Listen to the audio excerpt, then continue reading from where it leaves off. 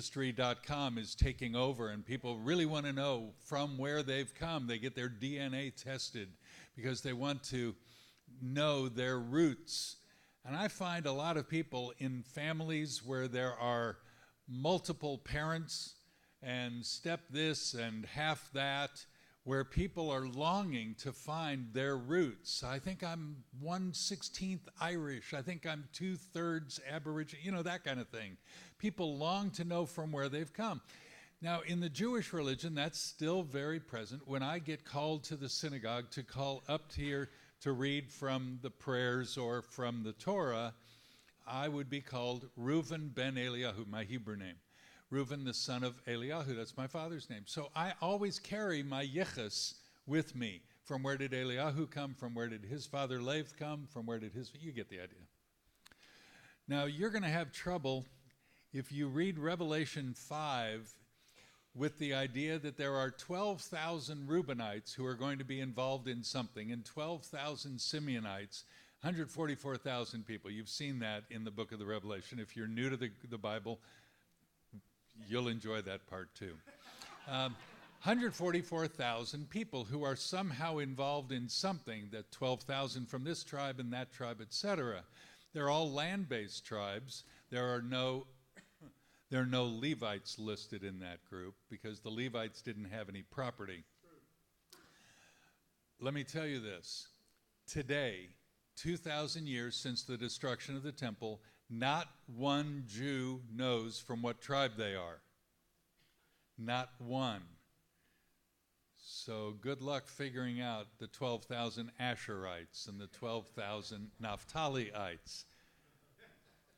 You can't read the book of the Revelation chapter 5 literally in that moment. Why? Because no one knows from what tribe. Every 50 years, people would reconfigure their tribes. That's the year of Jubilee, which we have not celebrated or commemorated in nearly 2,000 years. So the tribes are gone, in the sense, not that a Jew doesn't know that he's Jewish. I know that. My parents knew that. Their parents knew that. Stempelman, Weinstein, these are, sounds like a law firm. This is my yichus, right? But nobody knows from what land tribe they are. I say that because the Levites know. Levites and Cohens, that's priests, know that they're from the Levites, because that's an appellation, that's a name that's attached to your name. And that's why there are a lot of Cohens and Lewises and Lewinsons and Levitts, etc. Those are Levites and the subset of Levites called the Cohens, the priests. So I say that to help you understand two things. Number one, you got to change Revelation 5. It can't be literal. And secondly, it's a messianic prediction. From what tribe does the Messiah have to come? The tribe of Judah. How many people today know from what tribe of Judah they are? 0.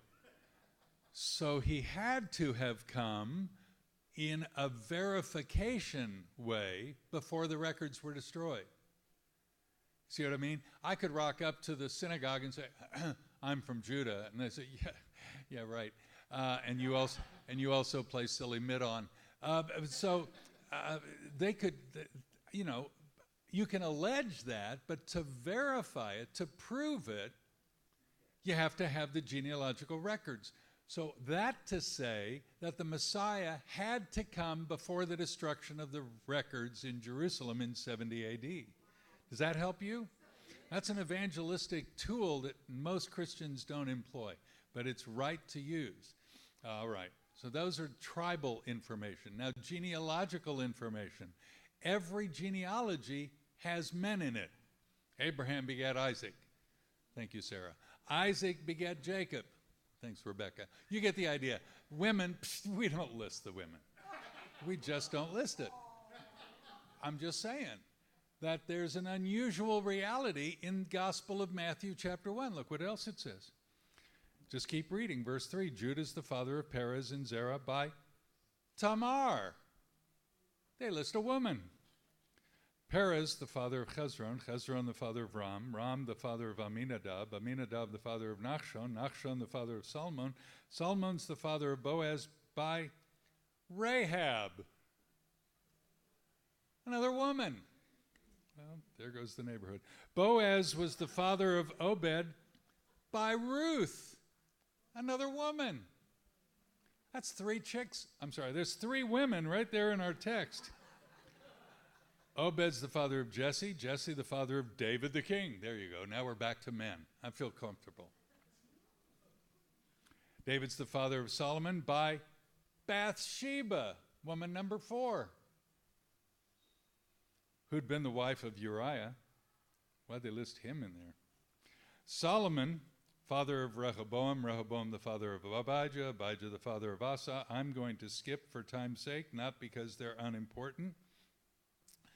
Verse number 14, Azor's the father of Tzadok, Tzadok the father of Achim, Achim the father of Eliud, Eliud the father of Eleazar, Eleazar the father of Matan, Matan the father of Jacob, Jacob the father of Joseph, the husband of a woman, number 5, Mary, by whom Yeshua was born, who's called the Messiah. So all the generations from Abraham to David are 14, from David to the deportation, 14, and from the deportation to Babylon to Messiah, 14 generations. Well, that's a lot of people. And if you've got time, and you do, just turn off Game of Thrones. You've got more time. You've got plenty of time to find out who each of these people is, because they're fascinating. And why are they listed? That's the question. But I'm wondering about these 5 women. Why would you put women, and these women in particular? Because each of the husbands had women. I've studied biology. I know that men don't have children. So I say, why isn't Sarah in here? Why isn't Rebecca in here? Let's ponder that by looking at the texts from which these come. So the first is really going to shock some of you, and I apologize for those who have to explain this to their children, but the Bible's raw, so I'm going to let it be. Genesis 38, if you'll turn there with me. I make no apologies for the Bible. I merely read it and agree with it. All right, Genesis 38. It came about at that time that Judah, remember him, 4th son of Jacob, and his brothers departed. Judah departed from his brothers, this is it, visited a certain Adullamite whose name was Hira.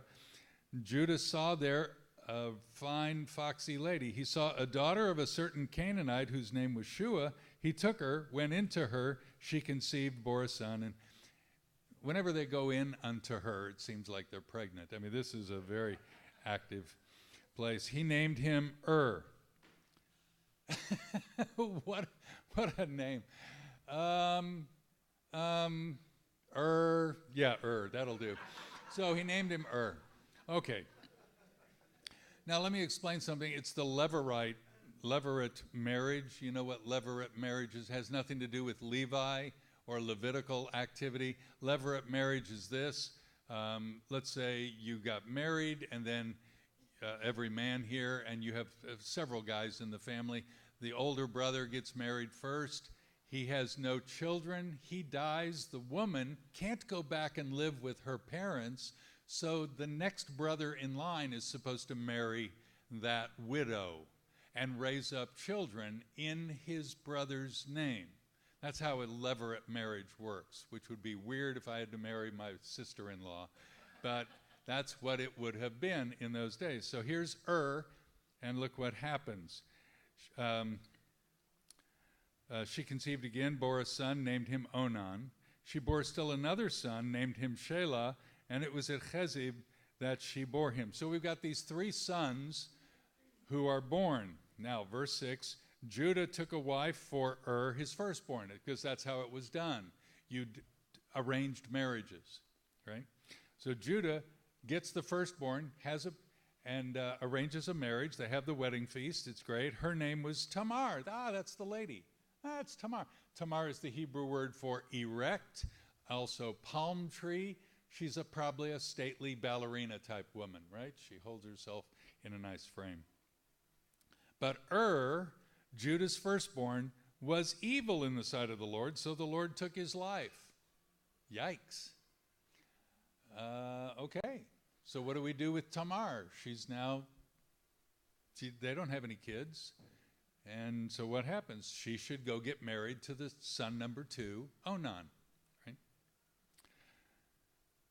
Verse 8, Judah said to Onan, go into your brother's wife and perform your duty as a brother-in-law to her. Okay, the levirate rule. I get that. And raise up offspring for your brother. Good. Onan knew that the offspring would not be his, so when he went into his brother's wife, he wasted his seed on the ground in order not to give offspring to his brother. I think that's pretty graphic. I think that explains a lot. And why the Hebrew word Onan today means masturbate. I doubt that's what it meant when Judah gave his son that name, but that's the reality of what he did. It was not that, it was the dishonor of his brother. That's the key, and that's wrong. So what happened? It says, what he did, verse 10, was displeasing in the sight of the Lord, so God, took his, Onan's life also. Yikes, we got a black widow here, don't we? Tamar is not doing very well. Judah said to his daughter-in-law Tamar, remain a widow in your father's house until my son Shelah, who's obviously just a kid, grows up. So the third son is not so old, right? So we got to wait for him to grow up so that he can be the levirate marriage partner to Tamar. Does that make sense? Yeah. Okay. Well, verse 12, after a considerable time, Shua's daughter, the wife of Judah, died, and when the time of mourning was ended, Judah went up to the sheep shearers at Timnah, he and his friend Hira the Adullamite. It was told to Tamar, behold, your father-in-law is going up to Timnah to shear his sheep. So she removed her widow's garments, covered herself with a veil, wrapped herself, and sat in the gateway of Enaim, which is on the road to Timnah, for she saw that Shelah, the third boy, had grown up, and she had not been given to him as a wife. She is now unable to go back to her father's place, and the one who should be looking after her is not giving her to boy number 3. She's hopeless. She's a despairing woman. She has no comfort, no assurance, no protection, no provision. This is horrible. This is abuse. So what does she do? Verse number 15, when Judah saw her, he thought she was a harlot, for she had covered her face. That's what it looked like in those days. So he turned aside to her by the road and said, excuse me, here now, let me come in to you, for he didn't know that she was his daughter-in-law. Is this sick? Yeah. The Bible's pretty raw. Just let it be. She said, what will you give me that you may come into me? I mean, she's admitting she's playing. Look, he thinks I'm a hooker. Okay, what are you going to give me, sir? He said, I'll give you a young goat from the flock. I'll give you $3. That's what it is. She said, moreover, will you give me a pledge until you send it? No, how can I trust you? He said, well, what pledge shall I give you? She said, give me 3 things. Your seal, your cord, and your staff that's in your hand. That'll be the down payment until I get my goat. So he gave them to her and went into her, and just like it always happened, and she conceived by him. So we know this is a year later, or 9 months anyway later. She arose, departed, removed her veil, put on the widow's garments. Judah sent the young goat by the friend. So now he's going to pay back what he owes, and he's going to say, now get back my staff and all those things, right? So I'm being honorable. I'm doing what I said. Judah. He asked in verse 21 the men of the place, saying, where's the temple prostitute who was by the road at Enaim? They said, we don't have any of those. He returned to Judah and said, I didn't find her. And furthermore, the men of the place said, there's been no temple prostitute here. Judah said, well, let her keep them, otherwise we'll become a laughingstock. After all, I sent the young goat, but you didn't find her, so I don't have to follow through in my payment. She's got the down payment. 3 months later, look how long this story lasts, verse 24. Judah was informed, your daughter-in-law, Tamar, has played the harlot, and she is with child by harlotry. She's been knocked up. Judah said, I am really angry at her. How dare she? Bring her